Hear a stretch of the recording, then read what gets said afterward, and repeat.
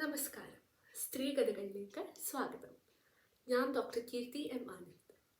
ഇന്ന് നമ്മൾ കേൾക്കാൻ പോകുന്നത് നല്ല ഭാഗം തിരഞ്ഞെടുക്കാൻ പറ്റാതെ പോയ ഒരു കുടുംബിനിയുടെ കഥയാണ്. ജെറുസലേം പട്ടണത്തിൻ്റെ പ്രാന്തപ്രദേശത്തുള്ള ഒരു കൊച്ചു ഗ്രാമമാണ് ബഥാനിയ. സൗഹൃദത്തിൻ്റെ പ്രശാന്ത ഭവനം എന്നറിയപ്പെടുന്ന ഗ്രാമം. ലാസറിൻ്റെയും അദ്ദേഹത്തിൻ്റെ സഹോദരിമാരായ മർത്തായുടെയും മറിയത്തിൻ്റെയും ഗ്രാമം.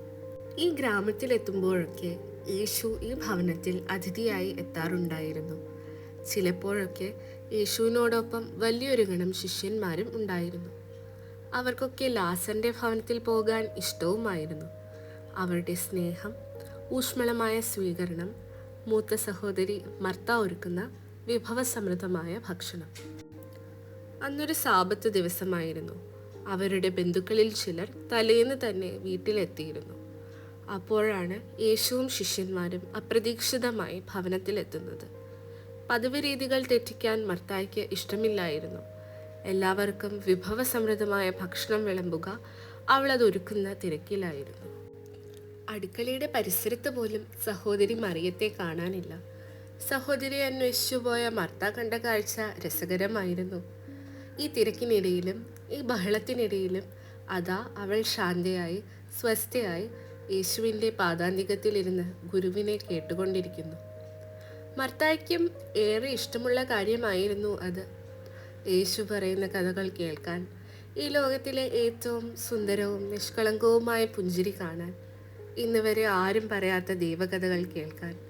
മർത്തായ്ക്ക് ദേഷ്യവും സങ്കടവും ഒരുമിച്ച് വന്നു. അവൾ ഗുരുവിനോട് പരാതിപ്പെട്ടു. കർത്താവെ, ശുശ്രൂഷയ്ക്കായി എൻ്റെ സഹോദരി എന്നെ തനിയെ വിട്ടിരിക്കുന്നത് നീ ശ്രദ്ധിക്കുന്നില്ലേ? എന്നെ സഹായിക്കാൻ അവളോട് പറയുക. ഗുരു അവളെ നോക്കി ഒരു ചെറു ചിരിയോടെ പറഞ്ഞു, മറിയം നല്ല ഭാഗം തിരഞ്ഞെടുത്തിരിക്കുന്നു. അത് അവളിൽ നിന്ന് എടുക്കപ്പെടുകയില്ല. ഗുരുവിൻ്റെ പുഞ്ചിരിയും അവൻ്റെ സ്നേഹപൂർവകമായ നോട്ടവും ആ വാക്കുകളും മർത്തായെ മുറിപ്പെടുത്തിയില്ല, വേദനിപ്പിച്ചില്ല. അവൾ അപ്പോൾ ഓർത്തത് യേശുവിനെ കേട്ടിരിക്കാനുള്ള തൻ്റെ വലിയ ആഗ്രഹവും അതെത്ര വലിയ അനുഗ്രഹവുമാണെന്ന തിരിച്ചറിവാണ്.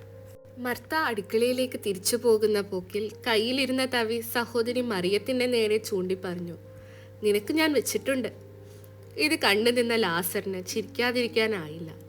ആ ചിരിയിൽ യേശുവും മറിയവും കൂടി. അടുക്കളയിലേക്ക് മടങ്ങിപ്പോകുന്ന മർത്തായുടെ മുഖത്ത് കോപമില്ലായിരുന്നു, സങ്കടമില്ലായിരുന്നു. ഉള്ളത് ഒരു ചെറുപുഞ്ചിരി മാത്രം. ഗുരുവിനും ശിഷ്യന്മാർക്കും അതിഥികൾക്കും തൻ്റെ സഹോദരങ്ങൾക്കും ഭക്ഷണമൊരുക്കി വിളമ്പുന്ന ഒരു അമ്മയുടെ സ്നേഹത്തിൻ്റെയും ത്യാഗത്തിൻ്റെയും ചെറുപുഞ്ചിരി. ഈ പുഞ്ചിരി നിങ്ങൾ എവിടെയെങ്കിലും കണ്ടിട്ടുണ്ടോ? കാണാതിരിക്കാൻ സാധ്യതയില്ല. ഭർത്താവിനും മക്കൾക്കും സഹോദരങ്ങൾക്കും വേണ്ടി നല്ല ഭാഗം തിരഞ്ഞെടുക്കാൻ സാധിക്കാതെ പോകുന്ന അമ്മമാരുടെയും ഭാര്യമാരുടെയും സഹോദരിമാരുടെയും പുഞ്ചിരി. തങ്ങൾക്ക് ഇഷ്ടമുള്ള പലതും വേണ്ടെന്ന് വയ്ക്കുന്ന, ആവശ്യമുള്ളതെല്ലാം എല്ലാവർക്കുമായി വിളമ്പുന്ന അമ്മ മനസ്സിൻ്റെ പുഞ്ചിരി. സ്വന്തം ഭവനത്തിലെ ഈ കാഴ്ച നമുക്ക് കാണാൻ സാധിക്കുന്നില്ലെങ്കിൽ നമ്മൾ അന്ധരാണ്. കണ്ണുണ്ടായിട്ടും കാണാത്തവർ, കാതുണ്ടായിട്ടും കേൾക്കാത്തവർ. കൂടുതൽ സ്ത്രീകഥകൾക്കായി ഈ ചാനൽ സബ്സ്ക്രൈബ് ചെയ്യൂ. മറ്റൊരു കഥയുമായി അടുത്ത ആഴ്ചയിൽ വീണ്ടും കേൾക്കാം.